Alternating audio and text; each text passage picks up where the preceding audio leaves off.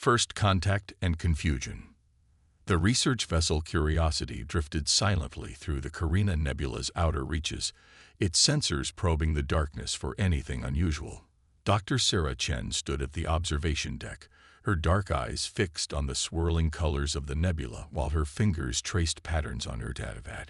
The ship's mission was simple: map the unexplored regions beyond humanity's current borders. But simplicity, as humans had learned over centuries of space exploration, often led to the most interesting discoveries.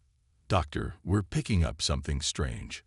Lieutenant Rodriguez's voice crackled through the ship's comm system. "It's like nothing in our database." Sarah hurried to the bridge, where a holographic display showed an object that seemed to defy physics itself. It was a beacon, ancient and elegant, its surface covered in crystalline structures that pulsed with an inner light. But what caught Sarah's attention wasn't its beauty. It was the fact that it was receiving and transmitting data in real time.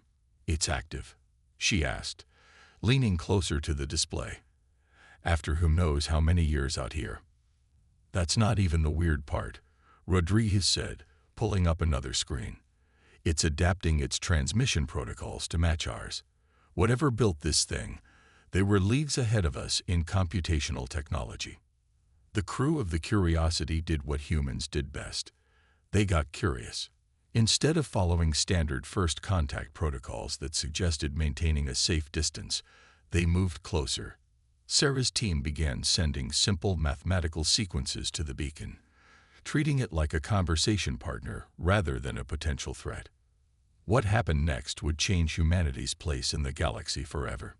The beacon's crystals flared with brilliant light, and suddenly the Curiosity's communications array was flooded with data.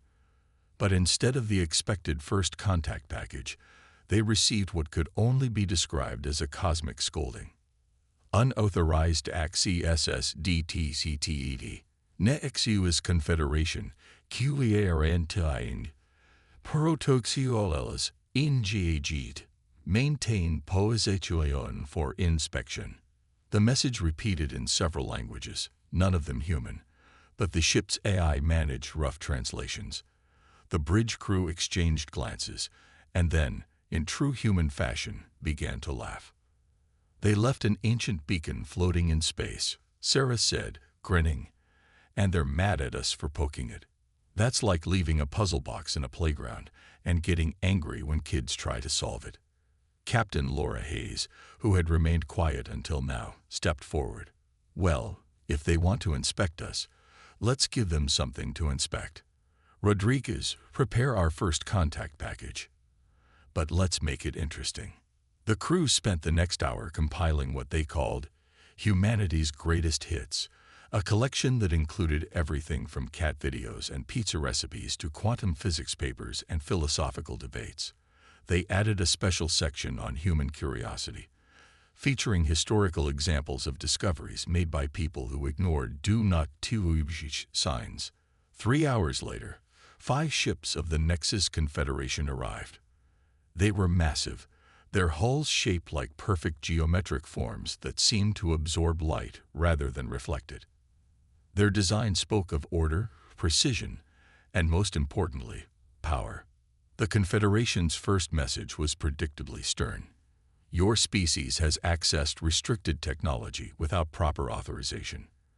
Prepare for immediate cultural evaluation and potential quarantine." Captain Hayes responded by sending their prepared package along with a simple message: "We brought snacks. Would you like to join us for coffee while we talk about this unauthorized access thing? We make great cookies." The silence that followed lasted exactly 47 seconds. When the Confederation responded, their message contained something that their translation matrices initially couldn't process: confusion. "Your species discovered a Class 5 restricted artifact, and your response is to offer baked nutrients." "Well, yes," Hayes replied. "Usually when we meet new people, we try to start with something friendly. The cookies have chocolate chips, unless you can't eat chocolate, in which case we also have some excellent tea." What the humans couldn't see was the absolute chaos this response was causing aboard the Confederation ships. Their entire first contact protocol was based on the assumption that any species advanced enough to find their beacons would respond either with fear or aggression. They had no procedure for dealing with a species that treated a potential diplomatic crisis like an impromptu dinner party. The Confederation's lead ship sent another message. Your behavior is irregular. Our records indicate that developing species typically exhibit fear or hostility upon first contact. Oh, we're plenty scared, Hayes admitted cheerfully. But being scared hasn't stopped humanity from doing anything interesting yet. Besides, you came all this way. It would be rude not to offer refreshments. Sarah watched the exchange with growing amusement. She had studied theoretical xenoanthropology, but nothing had prepared her for this moment. The Confederation ships, with all their imposing geometry and power, seemed completely thrown off balance by human hospitality. Finally, after what must have been intense internal debate, the Confederation agreed to send a representative aboard the Curiosity. They probably expected to find a primitive ship crewed by lucky savages. Instead, they found a research vessel whose crew treated first contact with advanced aliens as an exciting opportunity for cultural exchange. As the Confederation's ambassador stepped through the airlock, dressed in ceremonial armor that probably could have withstood a small nuclear blast, they were greeted by Captain Hayes holding a tray of freshly baked cookies, courtesy of the ship's molecular gastronomy unit, and Dr. Chen clutching a tablet full of questions about their beacon's quantum computational matrices. The ambassadors stopped, their environmental sensors working overtime to analyze the offered food, while their cultural database tried and failed to find any precedent for this situation. In all their millennia of enforcing galactic order, the Nexus Confederation had never encountered a species that responded to their authority with hospitality and genuine scientific curiosity. They were about to learn that this was just the beginning of humanity's talent for defying expectations. The diplomatic disaster. 2 weeks after the cookie incident, as it became known in human diplomatic circles, the Nexus Confederation demanded a formal meeting with Earth's representatives. They chose a neutral space station at the edge of human territory, a gleaming construct of glass and steel that reflected the light of nearby stars. Ambassador Kiri Patel stood before the mirror in her quarters, straightening her simple blue suit. Unlike the Confederation representatives, who wore increasingly elaborate ceremonial armor to show their status, she had opted for understated elegance. Her assistant, Tom Wright, was reviewing the preliminary cultural reports on their tablets. They really don't get us, do they? Tom said, scrolling through the data. According to their assessments, we're simultaneously too primitive to be a threat and too unpredictable to be trusted. They can't even agree on whether we're dangerous or not. Curie smiled, adjusting her collar. That's because they're trying to fit us into their existing categories. We're about to show them why that won't work. The meeting chamber was a perfect sphere, designed to eliminate any perception of hierarchy in seating arrangements. The Confederation delegation entered first, led by High Commissioner Zach Stahl, whose armor was so ornate it required anti-gravity assistance to move. Behind them came representatives from 12 other spacefaring species, each trying to outshine the others in displays of technological advancement. The human delegation walked in wearing business casual attire, carrying tablets, and to the horror of the Confederation protocol officers, coffee cups. Esteemed representatives of the Nexus Confederation, Curie began, standing casually rather than assuming the formal posture their briefing had specified. We're honored to be here. We've brought some proposals we'd like to discuss, and we've also brought coffee and donuts. Our last meeting seemed to go better with snacks. High Commissioner Zach Stahl's translator took several seconds to process this, as if struggling with the concept that a diplomatic meeting might include pastries. Their crystalline faceplates shifted in what the humans had learned was an expression of confusion. Ambassador Patel. Zach Stahl's voice resonated through the chamber. This is a formal evaluation of your species' readiness to join galactic society. It is not a social gathering. Why can't it be both? Curie asked, genuinely curious. In our experience, people tend to be more reasonable when they're comfortable. Besides, these donuts are from this amazing little shop in Vancouver. The other alien representatives began murmuring among themselves. Several were surreptitiously eyeing the donuts with their various sensory organs. Zaxthal raised all four hands for silence. We are here to discuss serious matters. Your species has displayed alarming behaviors. You modify technology without proper authorization. You explore restricted spaces without permits. You respond to authority with baked goods. This is not how civilized species behave. With all due respect, Commissioner, Curie replied, taking a sip of her coffee, that depends entirely on how you define civilized. Would you like to know how we define it? Without waiting for a response, she gestured to Tom, who activated a holographic display. Images began filling the chamber.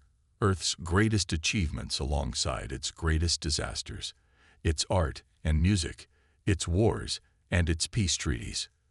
We define civilization not by how well we follow rules, but by how we break them to make better ones. Every major advancement in human history came from someone asking why not, when everyone else said, because those are the rules. The chamber erupted in shocked exclamations. One of the alien representatives, a being composed primarily of floating gas clouds, actually condensed slightly in surprise. This is unprecedented, Zaxthal declared. You admit to intentionally disregarding established order. We admit to questioning it, Curie corrected.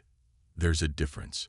For instance, why does the Confederation use quantum crystalline matrices for their beacons when plasma-state computing would be more efficient?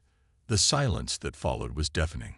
Tom tried not to smile as he pulled up the relevant technical specifications on his tablet.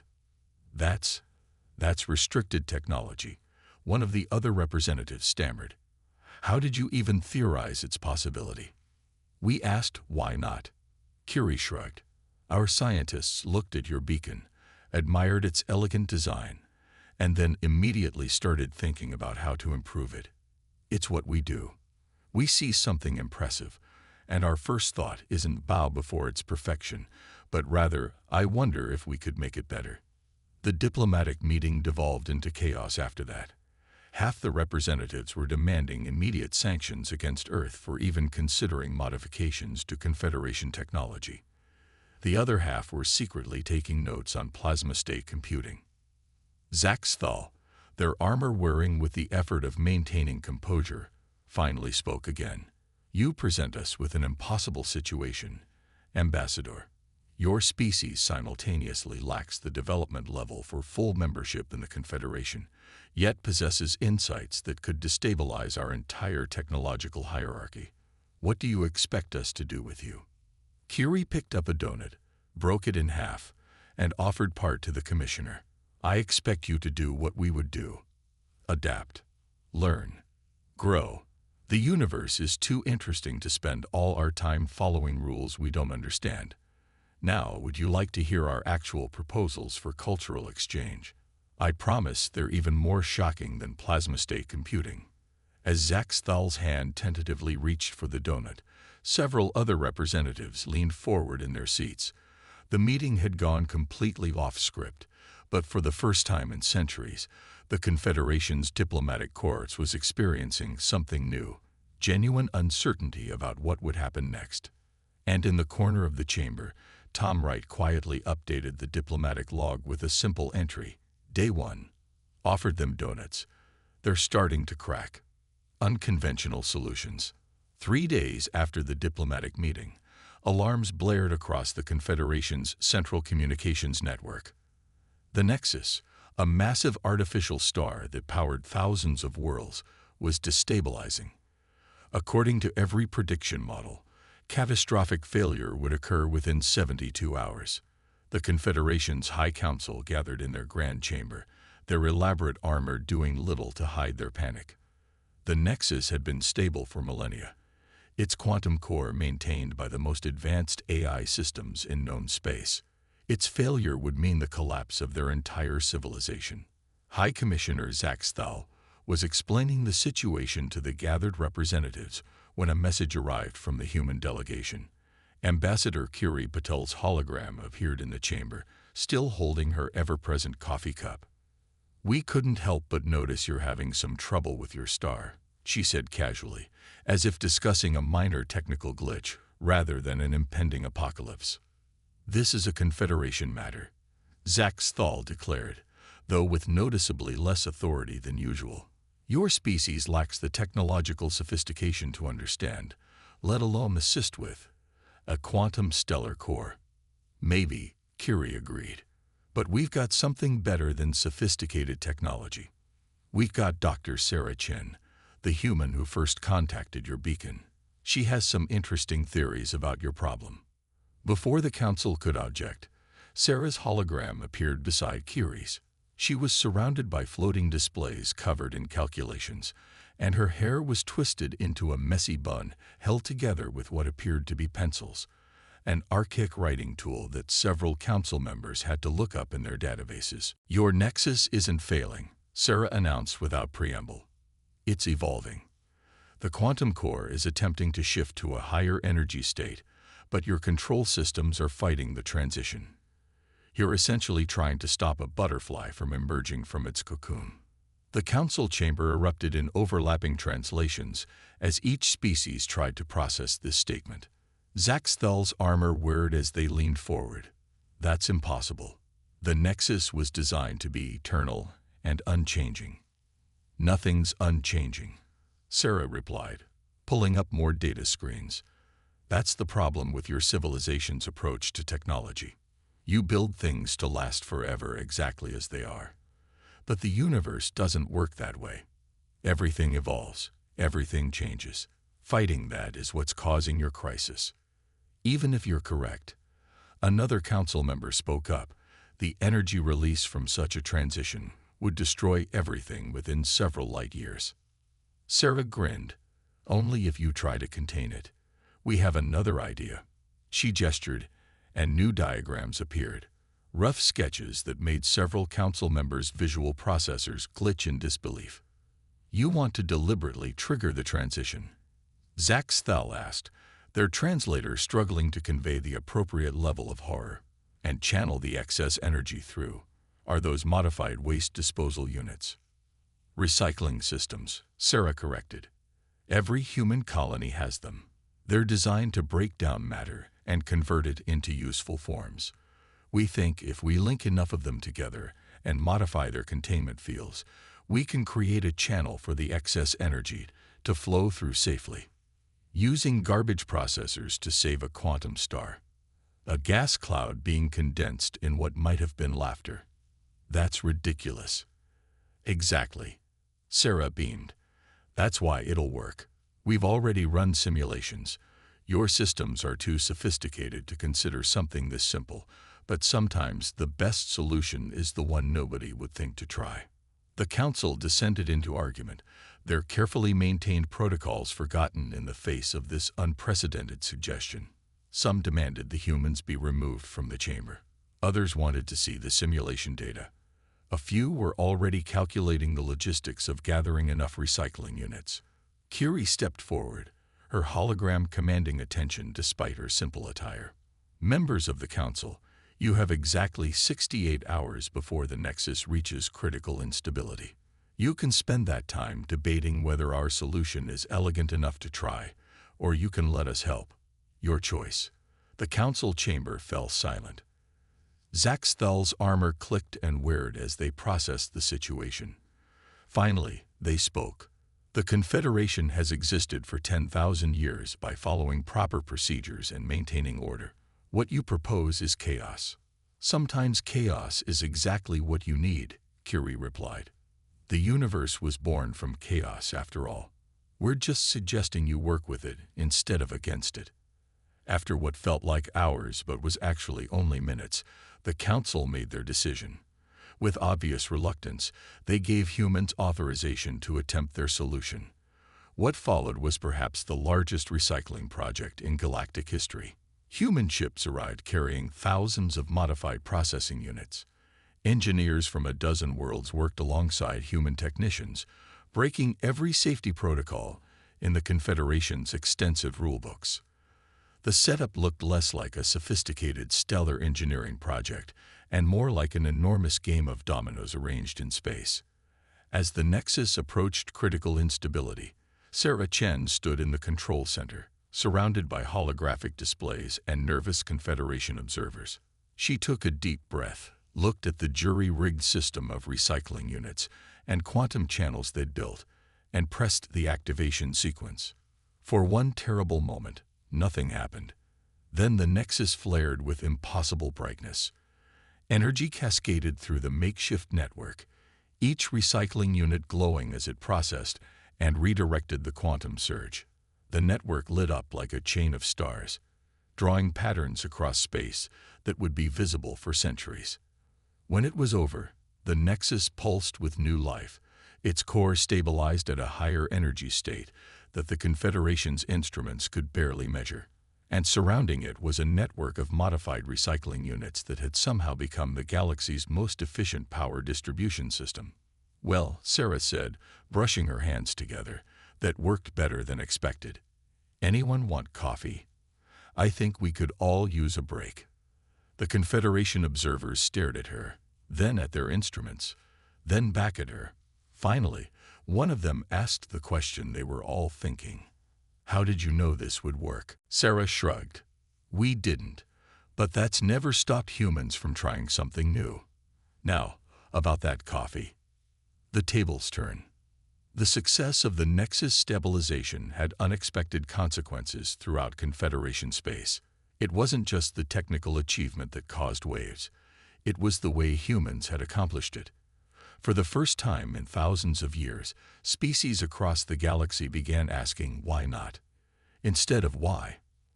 In the Great Archive of the Confederation, Archivist Prime Valeth watched with growing concern as search patterns shifted dramatically. Information requests about Earth's history and human innovation methods had increased by 4,000%. Even more worrying, citizens were beginning to question long-established protocols. This is unprecedented, Valeth reported to the Council, their crystalline form flickering with anxiety. They're requesting access to restricted knowledge not to follow it, but to improve it. High Commissioner Zaxthal, whose once pristine armor now sported several experimental modifications, shifted uncomfortably. Define improve. The Centaurian Engineering Guild submitted plans to upgrade their entire power grid using modified recycling units. The Sirius Collective wants to reorganize our library systems using something called open source principles, and the Regellian Science Academy. Valeth paused, as if afraid to continue. Yes, Zaxthal prompted. They're suggesting we make our entire technological database public. They claim, and I quote, knowledge wants to be free. The council chamber erupted in chaos. Some representatives were demanding immediate action to contain this spread of human ideas. Others were secretly accessing the Earth information networks on their personal devices, fascinated by concepts like brainstorming and thinking outside the box. Ambassador Kiri Patel sat quietly in her observer's seat, sipping tea and watching the chaos unfold. Beside her, Tom Wright was updating their diplomatic log. Day 47. They're finally asking questions. This should get interesting. The crisis point came when a group of young Confederation scientists, inspired by human approaches, began experimenting with forbidden technologies. Instead of trying to stop them, their supervisors found themselves drawn into the experiments. The results were both terrifying and exhilarating. A Meridian quantum physicist, after reading about human trial and error methods, discovered a way to improve faster-than-light travel efficiency by 300%. When asked how she achieved this breakthrough, she simply said, I stopped assuming our current methods were perfect. The Arcturus Biotechnology Consortium, typically bound by strict genetic engineering protocols, began experimenting with human medical practices. They were shocked to discover that sometimes the simplest solutions, like basic hygiene and preventive care, were more effective than their most advanced treatments. Even the Confederation's rigid social hierarchy began to crack. Species that had been content with their assigned roles for millennia started to question the status quo. The Procyon Assembly, traditionally tasked with maintaining space stations, revealed they had secretly developed an entirely new form of artificial gravity using principles they learned from human physics papers. The Council tried to maintain order, but they faced an unprecedented problem. Their citizens were no longer afraid of making mistakes. The human concept that failure was an essential part of progress had taken root.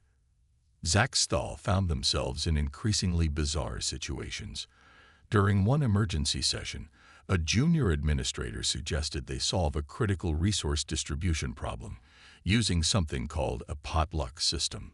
The shocking part wasn't the suggestion. It was that it worked better than their carefully optimized allocation algorithms.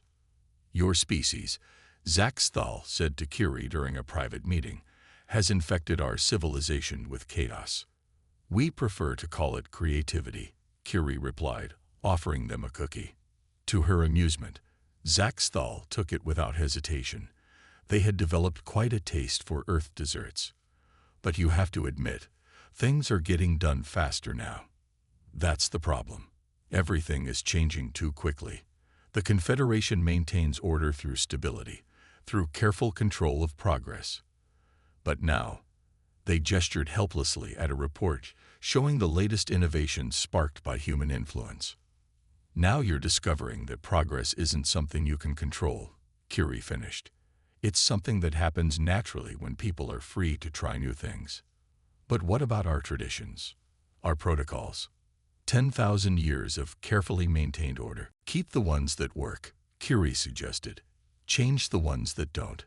That's what humans do. We adapt. And from what I've seen, your people are getting pretty good at it too." As if to prove her point, a junior council member burst into the room, too excited to follow proper entry protocols.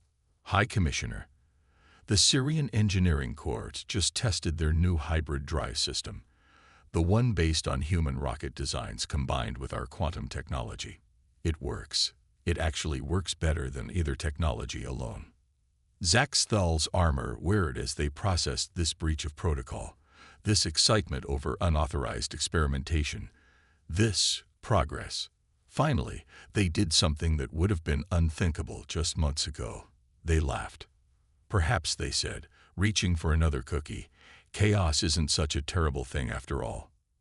Across Confederation space, change continued to spread. Species that had been locked in rigid hierarchies for millennia began to collaborate in new ways. Innovation, once carefully controlled and regulated, became a wildfire of creativity that no amount of protocols could contain. And in their offices, human diplomatic staff continued to update their logs with increasingly amused entries. Day 89. Taught the Arcturus Collective about brainstorming sessions. They've been in the meeting room for 72 hours straight. Sent more coffee. A new understanding. 6 months after the first human contact with the Confederation beacon, the galaxy had changed more than it had in the previous 1,000 years. The Confederation called an emergency full assembly, the first in its history to be held not in their Grand Council chamber, but in a location that would have been unthinkable before, a human space station. The station itself represented everything that made humans unique. Its design was a mixture of practical efficiency and inexplicable whimsy. Gardens grew alongside quantum computers. A coffee shop sat next to a fusion reactor. And in the main conference room, representatives from every known spacefaring species gathered around tables that had been deliberately arranged in a spiral because someone thought it would look cool. High Commissioner Zach Stahl, their armor now sporting several unauthorized but highly efficient modifications, stood at the center of the spiral. Beside them stood Ambassador Curie Patel, Dr. Sarah Chen, and representatives from 24 worlds that had already begun adopting human approaches to technology and society. "We are here," Zach Stahl announced, "to address the greatest crisis in Confederation history." They paused, their translator working overtime to convey the right tone. "We are here because we are no longer who we were, and we must decide who we will become." The assembled representatives murmured among themselves. Some wore traditional ceremonial garb. Others had adopted more practical clothing styles after experiencing the comfort of human fashion. A few had even started drinking coffee. For 10,000 years, Zaxthal continued, the Confederation maintained order through control. We believed this was the only way to prevent chaos, to ensure the survival of our civilization. We were wrong. Gasps echoed through the chamber. A high commissioner admitting error was unprecedented. In just 6 months, human influence has sparked more innovation than we achieved in centuries of controlled progress. Their chaos, their creativity, their constant questioning of why not. It has changed us, and we must now acknowledge a fundamental truth. Change is not our enemy. Stagnation is. Curie stepped forward, her simple blue suit a stark contrast to the elaborate garments around her. What humanity offers isn't chaos, she said. It's adaptation. The universe is constantly changing. The only way to survive is to change with it. But more than survival, Sarah added, her hands gesturing excitedly as she spoke, it's about growth. About seeing problems as opportunities. About looking at a quantum star about to explode and thinking, I bet we could fix that with some recycling units and duct tape. The chamber filled with various forms of laughter. Some species used sound, others light patterns. One group expressed amusement through gravitational waves.